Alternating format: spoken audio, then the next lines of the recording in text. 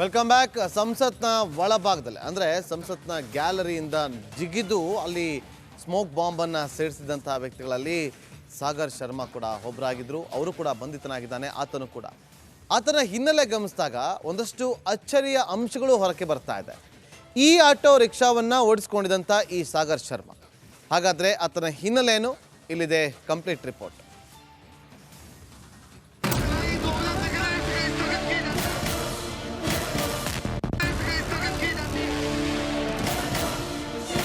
ಈ ಆಧಾರ್ ಕಾರ್ಡ್ನಲ್ಲಿ ಕಾಣ್ತಿರುವ ಯುವಕನ ಹೆಸರು ಸಾಗರ್ ಶರ್ಮಾ.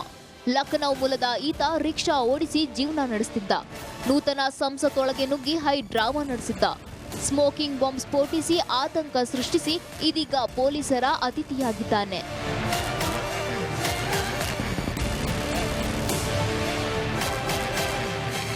ಮೈಸೂರು ಸಂಸದ ಪ್ರತಾಪ್ ಸಿಂಹ ಕಚೇರಿಯಿಂದ ಲಖನೌ ಮೂಲದ ಸಾಗರ್ಗೆ ಪಾಸ್ ಸಿಕ್ಕ ಬಗ್ಗೆ ಇದೀಗ ರಾಜಕೀಯ ವಲಯದಲ್ಲಿ ಸಂಚಲನವನ್ನೇ ಮೂಡಿಸಿದೆ. ಪಾಸ್ನಲ್ಲಿ ಬಂಧಿತ ಸಾಗರ್ ಶರ್ಮಾ ಹೆಸರಿದ್ದು, ಬಿಜೆಪಿ ಸಂಸದ ಪ್ರತಾಪ್ ಸಿಂಹ ಅವರ ಹೆಸರಿನಲ್ಲಿ ಪಾಸ್ ನೀಡಲಾಗಿದೆ ಎಂಬ ಆರೋಪ ಕೇಳಿಬಂದಿದೆ.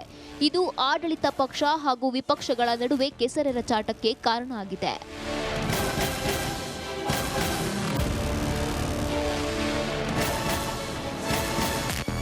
ಇನ್ನು ನೂತನ ಸಂಸತ್ ಭವನಕ್ಕೆ ನುಗ್ಗಿ ಹೈ ಡ್ರಾಮಾ ಸೃಷ್ಟಿಸಿದ ಸಾಗರ್ ಮನೆಗೆ ಪೊಲೀಸರು ದೌಡಾಯಿಸಿದ್ರು. ಕುಟುಂಬಸ್ಥರ ಜೊತೆ ಮಾಹಿತಿ ಕಲೆ ಹಾಕಿದ್ರು. ಯಾವುದೇ ಅಹಿತಕರ ಘಟನೆ ನಡೆಯದಂತೆ ಮುಂಜಾಗ್ರತಾ ಕ್ರಮವಾಗಿ ಪೊಲೀಸ್ ಬಂದೋಬಸ್ತ್ ಮಾಡಲಾಗಿತ್ತು. ಒಟ್ನಲ್ಲಿ ನೂತನ ಸಂಸತ್ ಭವನದ ಒಳಗೆ ನುಗ್ಗಿ ಸ್ಮೋಕಿಂಗ್ ಬಾಂಬ್ ಸ್ಫೋಟಿಸಿರೋದಂತೂ ದುರಂತವೇ ಸರಿ.